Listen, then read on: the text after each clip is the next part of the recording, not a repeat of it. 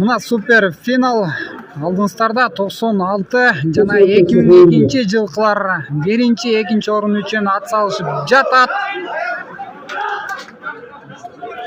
Сол канатта 96 жылкылар,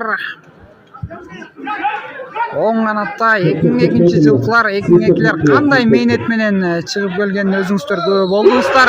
Мына калыстын ышкырыгы жаңырды. Ай оюна карабастан 96 жылкылар ишеничтүү сүйрөп бара жатышат. Мына бир жеңи бар. 96 жылкылар ишеничтүү 2002 жылкыларды жеңип алды.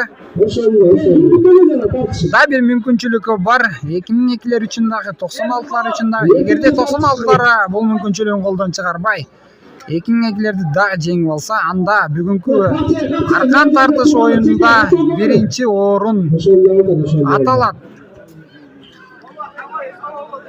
2002лер жаштыгына карабастан белди бекем бууп, болгон күч аракетин арнап финалга чейин жетип келди. Буларга да ийгилик каалайбыз. Бирок канча да күчтүүсү жеңсин. 96лар бир дагы атаандашына алдына ат салдырбай, мына дагы да болсо 2002 жылкылар өз ордунда бекем катты. 96лар аракетте. Карачы, кандай керемет аракет.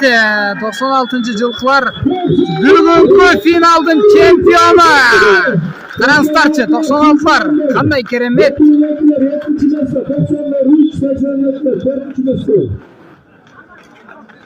Курманайт майрамында 96 жылкылар аркан тартыш оюндарынан 1-чи орунду ээлеп жаткан учуру досторубуз куттуктап жатат. А мен бул жакта комментатор аракет кылдык.